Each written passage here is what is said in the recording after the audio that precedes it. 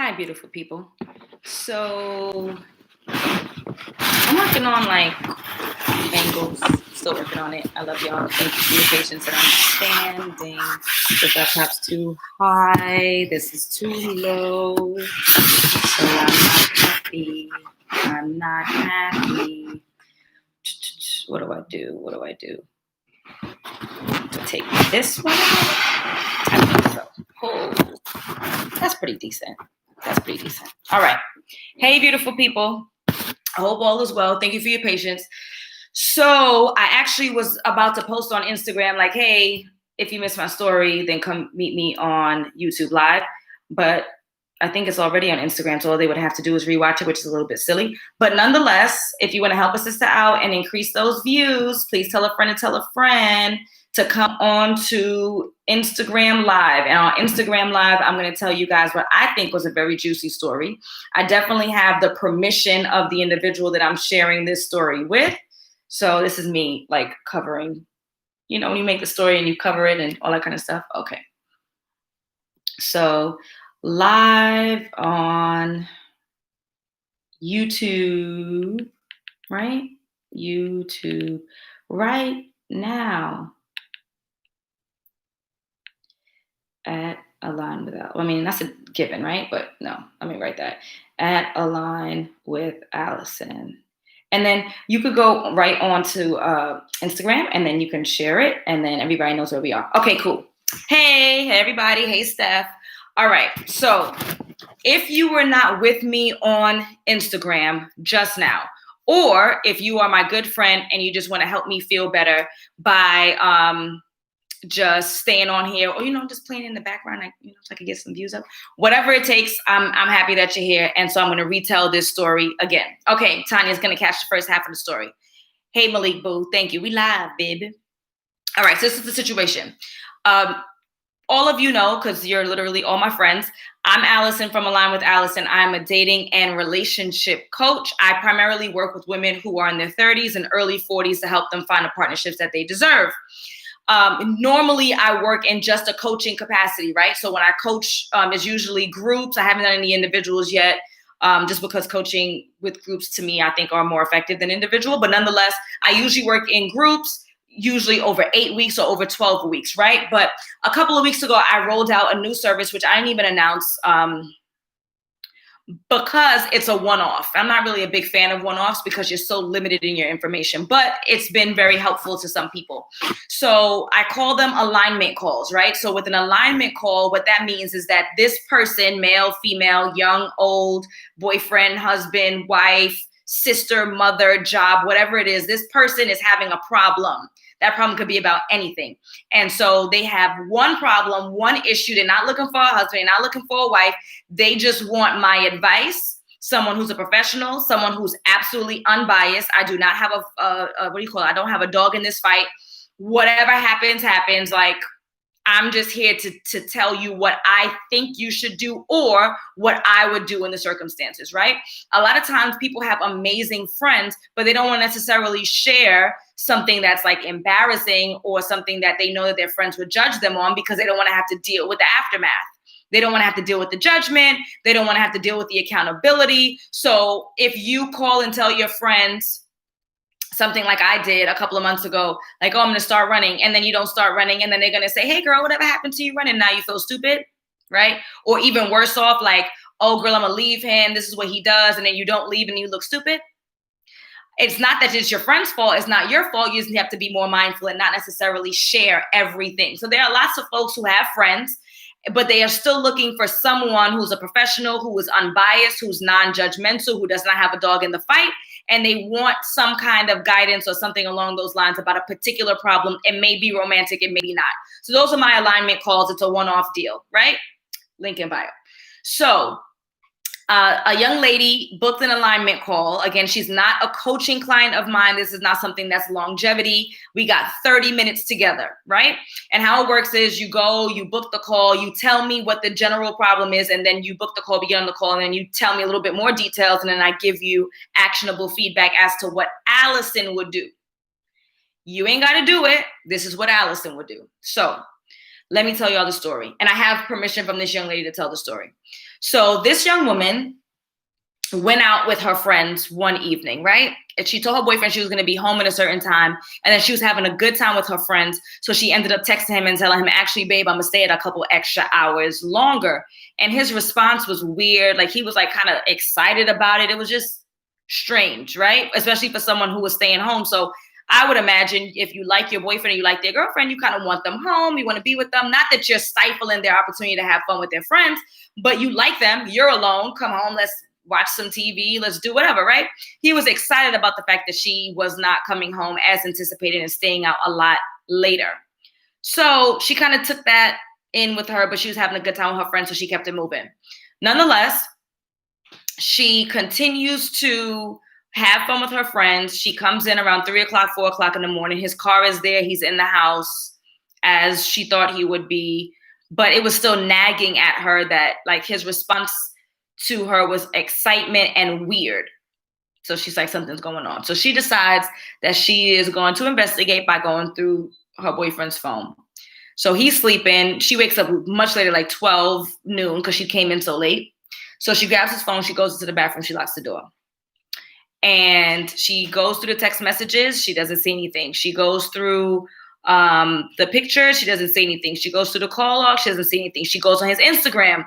Now, when she goes on the Instagram through his phone, it's his Instagram. It's his profile, right? So she's logged in as him because it's his device. So when she's going through his Instagram, she goes to his stories with his close friends. And on the close friend, this boyfriend decided that it was intelligent for him to share video of him having sex with somebody else. So he was engaged in sexual activity with another person, a woman. With his close friends, right? So this is how this client on the phone with me found out that her boyfriend cheated on her. So she's going through a myriad of emotions, right? She's feeling hurt. She's feeling dumb. She's feeling embarrassed. She's worried about her own health and what she may have been exposed to. But then she starts doing some mathematical calculations that are problematic. So this boyfriend owed her some money. And he was just about to pay it back. And he's good for it. Like, he's borrowed money before, he's paid it before, whatever. He was just about to pay bring her some money. So she said, yo, like, damn, if she breaks up with this dude, then he might take this bread. Like, this is a fucking problem, right? Ooh, curse, damn, I have to take this live down. This is a problem, right? So she's like, well, what do I do? Because this is thousands of dollars that I could potentially be losing on top of losing my man. And then this is also during COVID. So it's like, how do I responsibly break up with someone who's my live-in boyfriend, who's contributing to this household? Not that she couldn't manage, because it wouldn't be very intelligent for you to live in a place that you can't function on your own. And we're not talking about marriage here, right? Like, there's really no promise that this person is going to stick with it. So she can manage the bills on her own, but she doesn't want to manage the bills. Like, who the hell wants to pay all the bills on their own? Her lifestyle would be completely interrupted. She wouldn't be able to buy the things that she normally buys. She can't live the life that she normally lives. So it would be grind time. So not only would she be losing her boyfriend by breaking up with him, if she chooses to do that, she also would be losing out on the thousands of dollars he's just about to pay her back. And the long term is she'd be losing out on money in terms of the contribution to the household. So she wanted to know what she should do. She just found out this information. She wants to know what she should do. So she is a subscriber of mine, so she was aware of these one-off calls, the alignment calls. And so instead of calling her friends, which I agree with, instead of calling her friends, instead of calling her sisters, which she thought about doing, calling her sisters, instead of pressing the dude, she's like, yo, I need to talk to somebody who absolutely does not have a dog in this fight. Whatever I decide to do, it doesn't matter. But I just want someone who I trust, that I think is reasonable and fair and logical and not emotionally attached to either one of us, to give me some insight. So that's when she decided to book me. Now, she booked the call. I got the little summary. Boyfriend cheated, but he owes me money. Should I break up with him?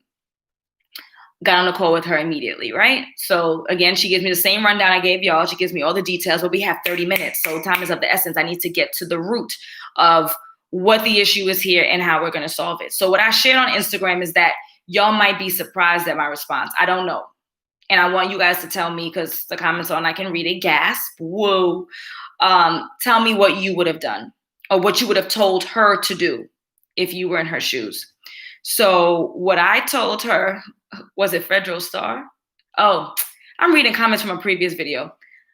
Yes, it was Federal Star, Sonia, who can't hear me because you're talking about a previous video and I'm reading the pop-up.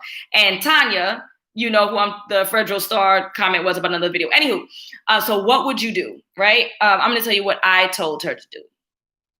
Now, I assessed that she was not overly in love with this guy. It could be shock. It could be her being too cool for school. Again, these are 30-minute or hour-long sessions. I got the impression that she is not overly in love with this guy, right? She did not seem heartbroken. She did not seem, how can I function? She's relatively young, like, right? So what I advised for her to do is to say nothing. I said, don't tell this guy nothing. Don't tell your friends nothing. Don't tell your sisters nothing. Don't tell anybody anything. Don't tell your family anything until you know exactly what you want to do. Now, it seemed to me that the loan was very important to her, that she was hard pressed to get her money back, as she should. It's her money. So I said, if I were you, I would hold on to this information for as long as I can, And I would see if I can speed up, because she didn't tell me exactly how much time, if it was 2 weeks, a month away from the payment, I don't know. But she said, he's about to pay me back. He's about to be due. He's about to have the money back. I would hold on for as long as I can to get that money back. As long as I can. So if it's a week payment, he getting paid, maybe he getting paid on the 30th, like whatever it is, I'd hold on as long as I can before I say anything. Because even though he might be a relatively good person and still pay her back, with the breakup, he might be like, forget her. I'm not paying her nothing. So I said, hold on for as long as you can until you can get that payment. The longevity of the relationship, like in terms of staying with him for months on end or years on end, just for the sake of the rent being paid, if you can float the rent and not be homeless, then please, he got to go. But for those couple of racks, she said it was a couple of racks, I'd hold out. See if I can even quicken the timeline. Hey, babe, I know you said you were going to pay me back on the 15th, but something came up. Do you think you could pay me back on the 5th? Do you think you could pay me back on the 1st? Right? Quicken it up to try to get that money back. And then the second thing, in the meantime, between this moment that she and I are on the phone and the moment that he writes you this check to give you your money back as quickly as possible, is you should absolutely function like a single person. You need to function like a single human being, because he's functioning like a single human being. And he may have been functioning like a single human being for God knows how long, right?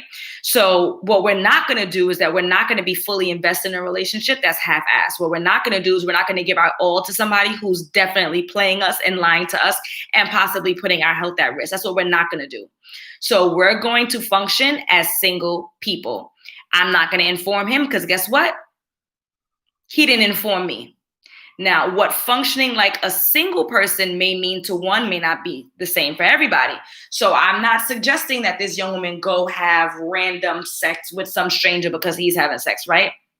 That's not my recommendation. I don't recommend that anyone does anything that they wouldn't do under normal circumstances. So unless you're the type of person who has first time whatever, then don't do that. Be you. Be what you are as a single person, whatever that may be. So if that's text messages, if that's dating apps, if that's reconnecting with a worthy ex, if it's going on dates, whatever a single you looks like is what the single you needs to be, because he has made the both of you single as a result of his actions. He made himself single.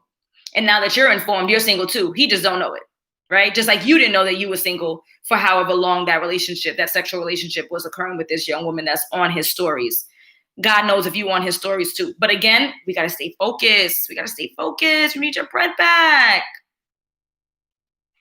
Your bread. If you can get that bread back in a short period of time and hold on to this knowledge, I highly recommend that you do so. This is what I told the young lady. If you can also abstain from any kind of sexual activity with this gentleman, because again, we don't know when this relationship began, the sexual relationship with this other girl. If you have to say that, whatever, medically, you can't do it right now, and then try to get that money, dipset, okay? If you can. Now, there's some people who emotionally just cannot hold on to the lie. There was some, or not the lie, but not sharing the full truth. There were some people on my Instagram page was like, oh, this is going to be detrimental to our mental health. Detrimental to our pockets. get the money back as quickly as you can, function like a single human being. And when you get the money back, then you need to tell the gentleman what you shared and then move accordingly. Now, the second piece is what I shared with her on the call was that you also need to be clear as to what your next steps are. So not only should you not jump out the window to share this information with him because you don't know what you're going to do, you need to take a beat, as my good friend Tanya says, take a beat, think, and follow through. Whatever you decide to do is something you need to follow through with. We're not doing the break and we're getting back together a week later. We're not doing we argue, we break up, and then we get back together 2 weeks later or a month later or 5 months later, right? If you decide to give this brother another chance, then that is absolutely your choice. Whenever, if you decide to do it in that moment, it is your choice. If you decide to do it a year from now, that is your choice.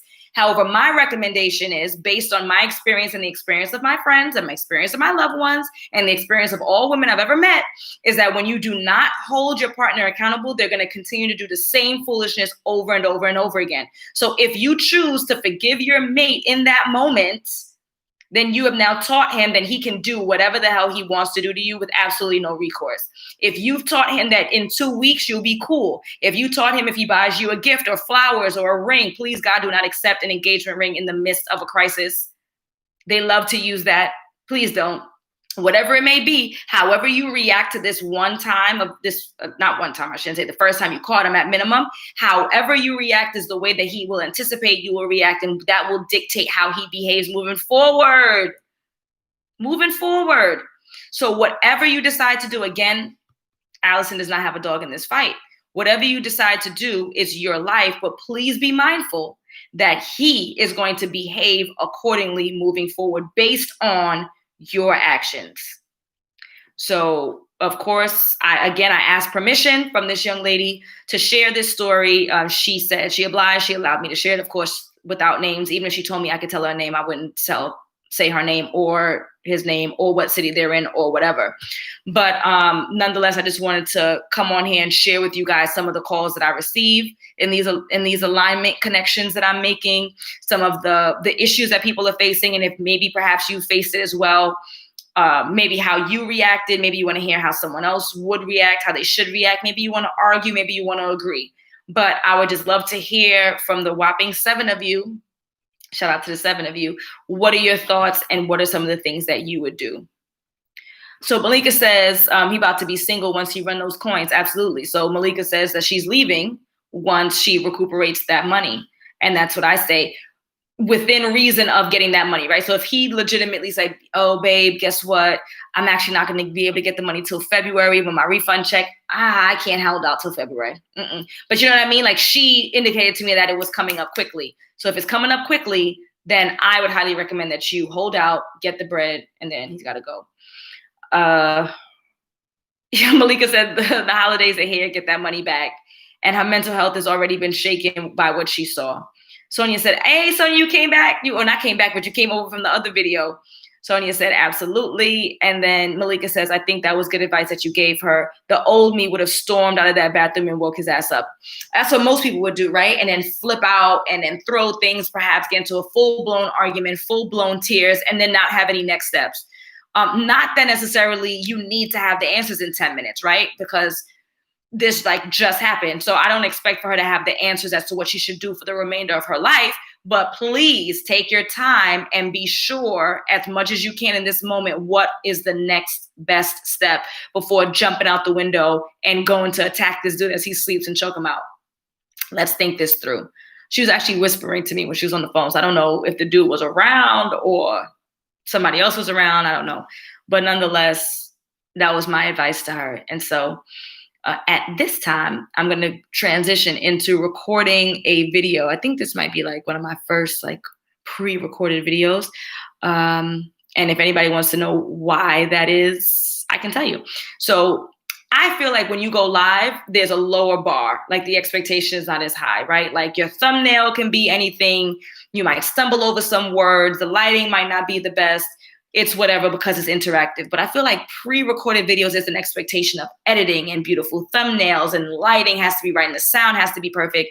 And I haven't gotten that far in this YouTube journey. So I'm going to go ahead and record what I think is probably my first pre-recorded YouTube video for the purpose of YouTube. I've repurposed other videos, but This is my first one. And so hopefully the sound is decent enough where I don't get trashed. And my video is on an old laptop. Pray for me. But nonetheless, thank you guys for joining. I hope that you were on the edge of your seat as you heard this story. And I hope that this is something you can share with others, get their opinion, let it be a starter of conversation and see what other folks think. You are amazing. Please like, share, subscribe at Align with Alison on YouTube, on Instagram, on Facebook, on Twitter. And you all are the loves of my life. Adios, amigos.